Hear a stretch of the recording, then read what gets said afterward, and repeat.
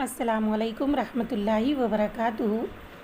मोहतरम सरपरस्त हज़रात, इस लॉकडाउन के चलते तमाम असातिज़ा इकराम हर मुमकिन तरीक़ों से आपके बच्चों का तालीमी नुकसान न हो, इसके लिए दिन रात कोशां हैं और ज़ूम मीटिंग के ज़रिए, व्हाट्सएप के ज़रिए, ऑडियो वीडियो के ज़रिए बच्चों को तालीम देने में लगे हुए हैं।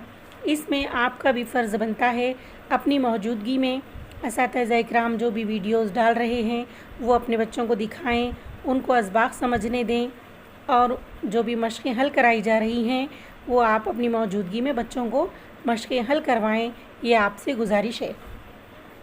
चलिए आज हम सबक नंबर 2 हज़रत उस्मान गनी रज़ी अल्लाह ताला अन्हु, इस सबक के सवाल नंबर 8 वजूहात बयान कीजिए जो सफ़ा नंबर 7 पर है। वो सवाल हल करते हैं जिसमें 2 सवाल दिए गए हैं। पहला सवाल है, हज़रत उस्मान गनी रज़ी अल्लाह ताला अन्हु ने मुलाजिम को ज़ोर से कान पकड़ने के लिए कहा, तो इसकी वजह यह है कि हज़रत उस्मान गनी रज़ी अल्लाह ताला अन्हु नहीं चाहते थे कि उन्होंने मुलाजिम पर जो ज़्यादती की है उसका बदला अल्लाह के यहाँ मिले, बल्कि वो दुनिया में ही हिसाब बराबर करना चाहते थे ताकि आखिरत में उस ज़्यादती के बारे में उनसे पूछ न हो, क्योंकि आखिरत का बदला बहुत मुश्किल होगा।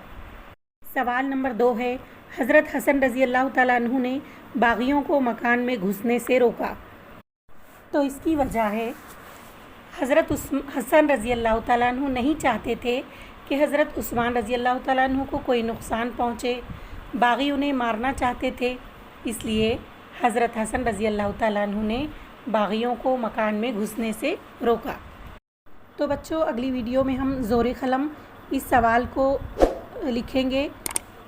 उम्मीद करती हूँ ये सवालात के जवाबात आप अपनी बयाज़ों पर लिखेंगे। मिलते हैं अगली वीडियो में, तब तक के लिए अल्लाह हाफ़िज़।